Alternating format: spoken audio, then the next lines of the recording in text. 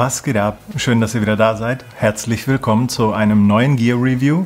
Für dieses Gear muss man nicht wirklich tief in die Tasche greifen. Und vielleicht mal vorab, bin ich ein Linsenexperte? Nein, auf keinen Fall. Wenn du von einem Experten eine Meinung dazu haben willst, ich verlinke dir da was, würde ich die Linse einem Hochzeitsfotografen empfehlen oder einem Landschaftsfotografen? Nein, würde ich nicht, aber man braucht natürlich auch Linsen, um zu starten. Und warum mich diese Linse dennoch fasziniert, das erfährst du hier.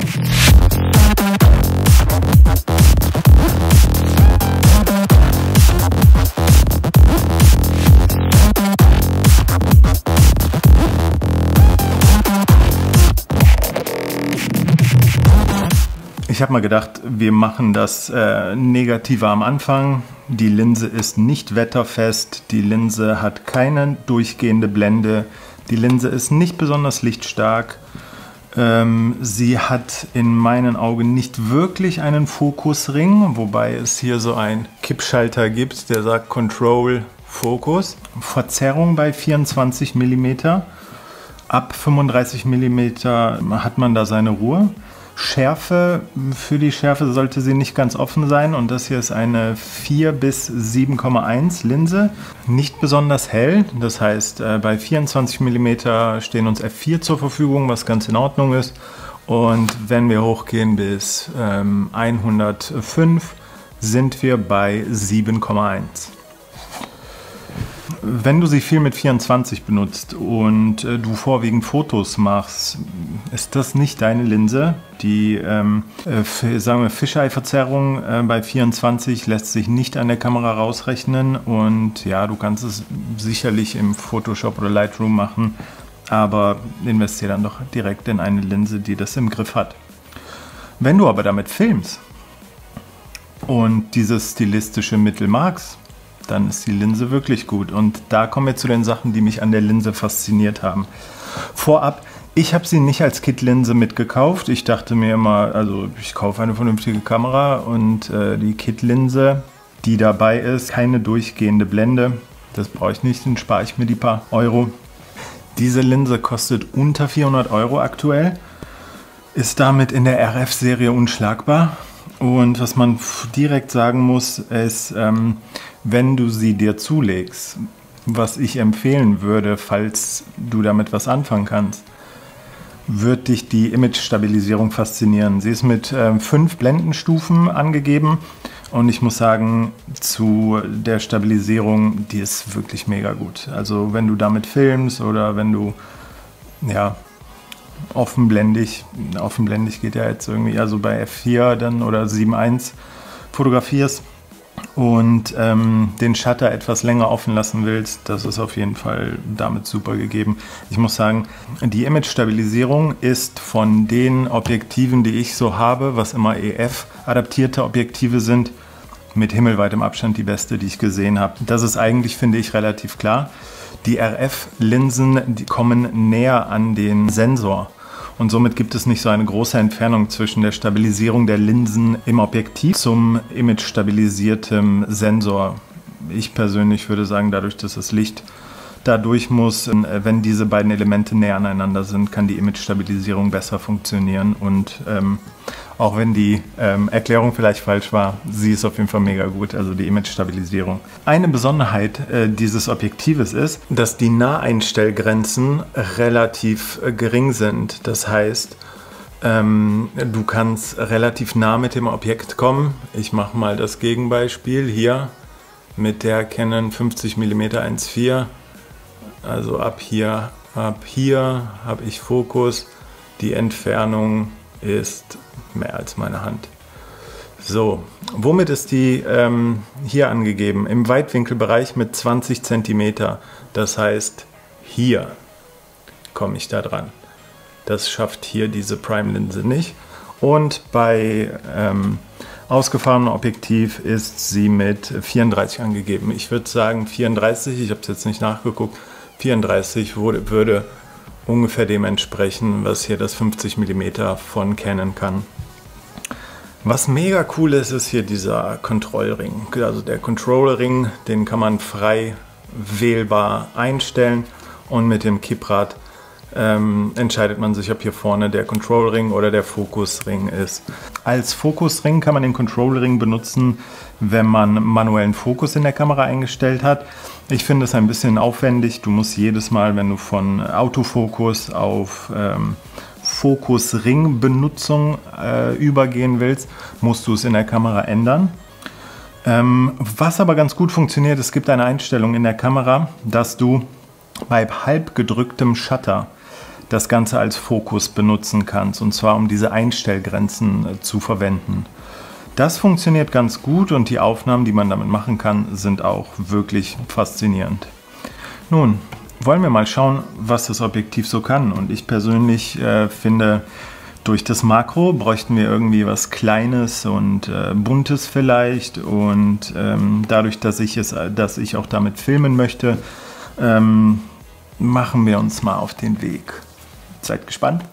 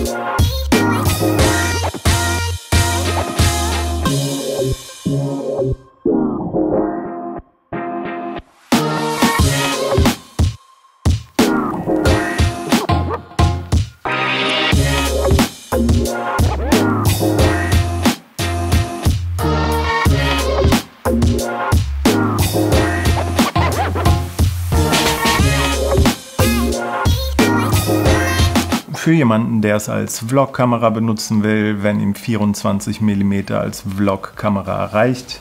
Ich würde da eher irgendwas um die 17 empfehlen, aber dem stört diese Verzerrung, diese Fisheye-Optik sicherlich nicht, oder zumindest mich nicht.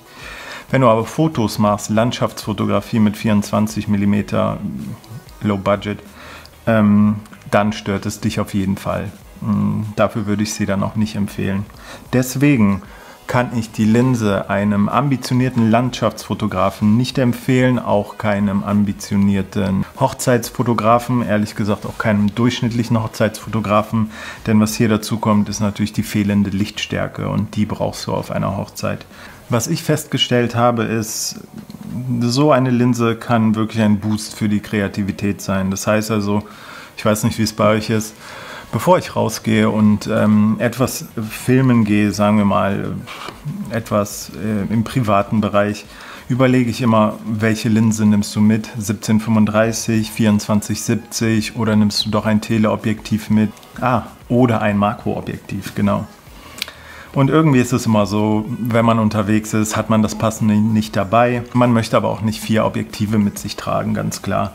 Ich finde das hier einen mega guten Kompromiss. Das heißt also, durch diese Naheinstellgrenze hast du eigentlich ein Makroobjektiv dabei. Durch 24-105 hast du einen entspannten Telebereich dabei. Natürlich jetzt, du kannst jetzt nicht ewig weit weg von einem Objekt entfernt sein, aber du hast einen Telebereich dabei. Und das Standard-Zoom-Objektiv hast du auch dabei. Natürlich alles nicht mit enorm hoher Lichtstärke, aber für Schnappschüsse finde ich es mega gut und deine Kreativität wird da auch ein bisschen entfesselt. Daher Kaufempfehlung für das 24-105er von Canon aus der RF-Linie, das billigste RF-Objektiv. Für mich klares Ja, aber Wenn du das Budget hast, ein bisschen mehr Geld für die Lichtstärke auszugeben, dann kannst du natürlich das durchgehende F4 dir ansehen oder auch das durchgehende F2.4.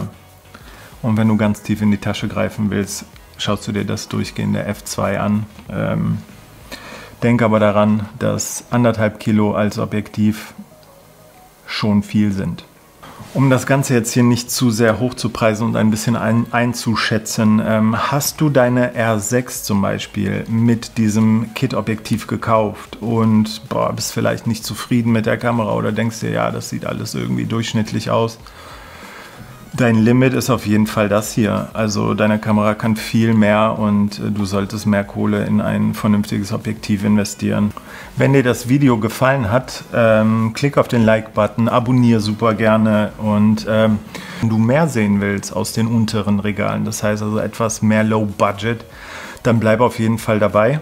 Da wird auf jeden Fall noch was kommen. Und ansonsten wünsche ich euch viel Spaß und wir sehen uns beim nächsten Video.